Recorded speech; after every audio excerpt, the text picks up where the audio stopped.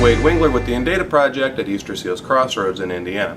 And we're working on a series of videos called Assistive Technology Then and Now. And I've got a collection of a lot of old gear that I've been hanging on to over the years, and I thought I'd drag a few things out and show you.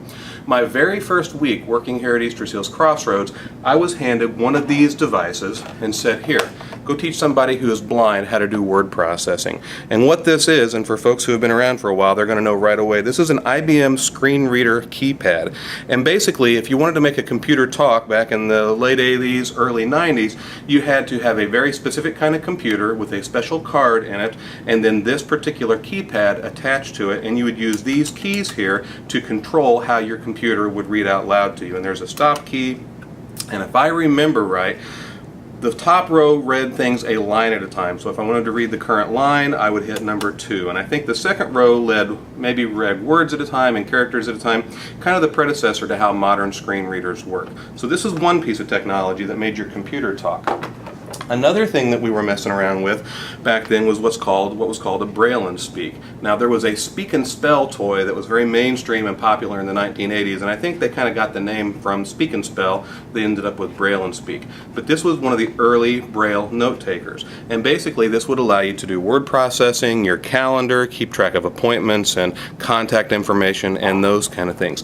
These technologies over the years have given way to different things. So for example, the Braille and Speak, which was originally made by Blazy, which was eventually bought out by Freedom Scientific, that Braille and Speak device is the grandfather of what's known as the PackMate here. And this device actually, if you pull the Braille off of it, still looks a little bit like a Braille and Speak.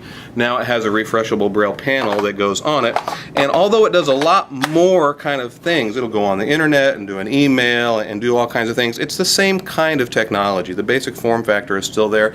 It still allows folks who are Braille readers to have a computing device, and this is a Braille note taker. The IBM screen reader has been replaced by other softwares. JAWS and Window Eyes and NVDA are some pretty popular screen reader programs that do what the IBM screen reader did originally. But it's kind of funny, when we talk about the IBM screen reader, you had to have this hardware device and a card and a whole bunch of stuff. Now on an Apple computer, for example, I can just hit Command F5 and it'll start talking right away.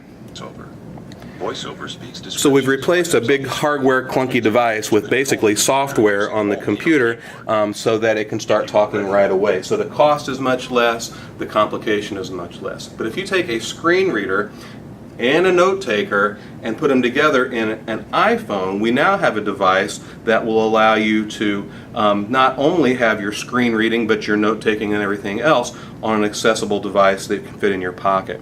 So this, for example, is an iPhone running voiceover. Heading. Add button. Search. This whiz. Knife. 1 sec. T5 yes. April 4th. Button. So we've gone from several big hardware clunky devices that were much more expensive to computers that are more streamlined and portable note takers that are even more streamlined, and then down to something like an iPhone that does all of that stuff for much less cost without having to have special equipment. So thanks for going with me on a little walk down memory lane with assistive technology then and now. I'm Wade Wingler with the Data Project at Easter Seals Crossroads in Indiana.